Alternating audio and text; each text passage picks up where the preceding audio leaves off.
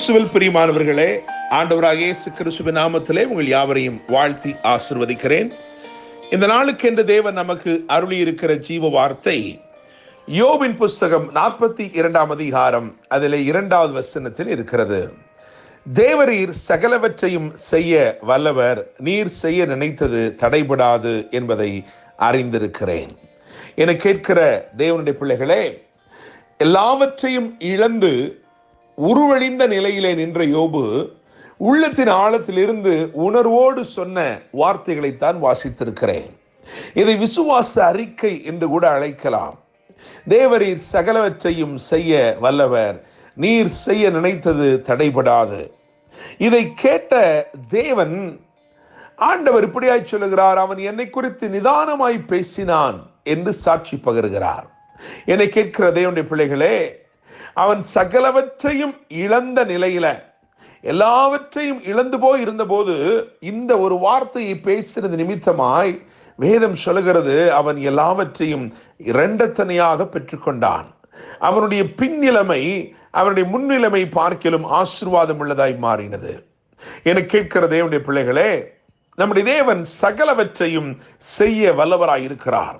இந்த நாளிலும் அவர் செய்ய நினைக்கிற காரியங்கள் எதுவா இருந்தாலும் அது நிச்சயமாய் தடைபடாது. தேவனுடைய பிள்ளைகளே, உங்கள் வாழ்க்கையிலும் ஒருவேளை நீங்களும் இதே போல இழந்து போன சூழ்நிலையிலே நீங்கள் நின்று கொண்டிருக்கலாம், அல்லது ஏதோ ஒரு காரியம் உங்களை அதிகமாய் பாதித்து அப்படியாய் நீங்கள் காணப்படலாம். இன்றைக்கு கர்த்தர் உங்களை பார்த்து சொல்லுகிறார், அவர் சகலவற்றையும் செய்ய வல்லவராய் இருக்கிறபடினால் அவர் செய்ய நினைக்கிறது ஒன்றும் தடைபடாது. கர்த்தர் யோபின் முகத்தை பார்த்தார், அவனுடைய முன்னிலைமை பார்க்கிலும் பின்னிலைமை ஆசீர்வாதமாய் மாறினது. என கேட்கும் தேவனுடைய பிள்ளைகளே, சகலவற்றையும் செய்ய வல்லமையுள்ள தேவன் இந்த ஆண்டவரை குறித்து, அப்படிப்பட்ட சர்வ வல்லமையுள்ள தேவனை குறித்து வேதத்திலே 3 முக்கியமான காரியங்கள் எழுதப்பட்டிருக்கிறது. அவர் செய்த கிரியைகள், அவர் செய்த 3 வித்தியாசமான செயல்கள், அவைகளை நான் வரிசைப்படுத்தும்படிக்கு விரும்புகிறேன். மாற பண்ணினார் என்று எழுதியிருக்கிறது, முடிய பண்ணினார் என்று எழுதியிருக்கிறது, முளைக்க பண்ணினார் என்று எழுதியிருக்கிறது. அவைகளை மாத்திரம் நான் விவரித்து சொல்லும்படி விரும்புகிறேன். முதலாவதாக உபாகமம் 23 அதிகாரம் 5 வசனத்தை வாசிக்கும் பொழுது அங்கே சாபத்தை ஆசீர்வாதமாக மாற பண்ணினார் என்று எழுதியிருக்கிறது.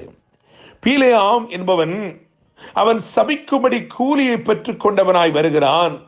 பாலாக் என்னும் ராஜா அவனை ஏற்படுத்தி இருக்கிறான்.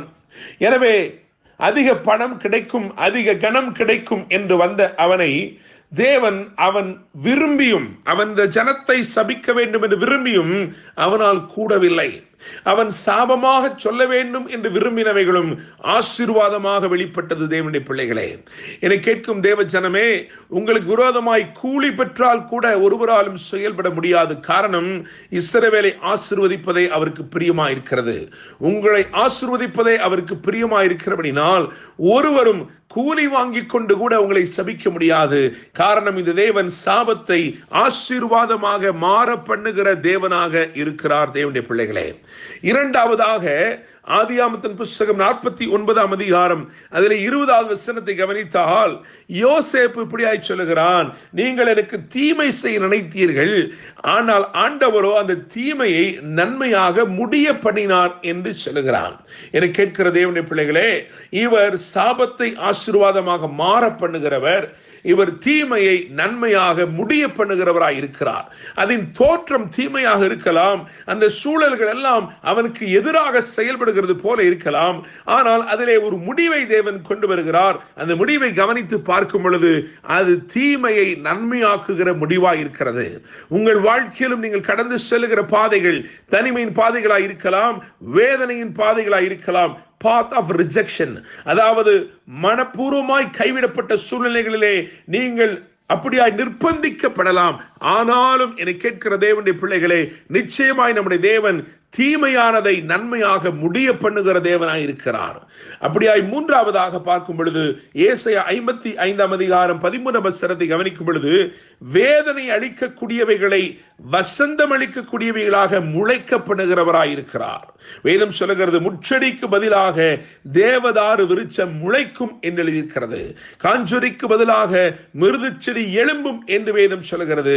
என்னை கேட்கும் தேவனுடைய பிள்ளைகளே, ஒருவேளை விதைக்கப்பட்டது உங்களுக்கு உங்களுக்கு வேதனை அளிக்கக்கூடியதாகத்தான் இருக்கலாம். இன்டென்ஷனலி பெயின்ஃபுல், அதாவது உள்நோக்கத்தோடு உங்களை வேதனைப்படுத்தக்கூடியவைகளைத்தான் சத்துருக்கள் விதைத்திருக்கலாம். ஆனால் கர்த்தர் அந்த தீமையானதை அல்லது அந்த வேதனை அளிக்கக்கூடியதை வசந்தம் அளிக்கக்கூடியதாக முளைக்கப்படுகிறார். என கேட்கும் தேவனுடைய பிள்ளைகளே, விதை வேதனைக்குரிய விதைதான். ஆனால் விளைச்சலோ, விளைந்து வரும்போதோ அது வித்தியாசம் உள்ளதாய் விளைந்து வருகிறது. அது முச்செடிக்கு பதிலாக தேவதாரு விருட்சமாக முளைத்து வந்தது. தேவனுடைய பிள்ளைகளே, எனவே இவர் சகலவற்றையும் செய்ய வல்லவராயிருக்கிறார். இவர் சாபத்தை ஆசீர்வாதமாக மாறப்படுகிற தேவன். இவர் தீமையை நன்மையாக முடியப்படுகிற தேவன். இவர் வேதனை அளிக்கக்கூடியவைகளை வசந்தம் அளிக்கக்கூடியவைகளாக முளைக்கப்படுகிற தேவன். தேவரீர் சகலவற்றையும் செய்ய வல்லவர். நீர் செய்ய நினைத்தது தடைபடாது என்பதை அறிந்திருக்கிறேன். கர்த்தர் தாமே இந்த வார்த்தைகள் மூலமாய் உங்களை ஆசீர்வதிப்பாராக.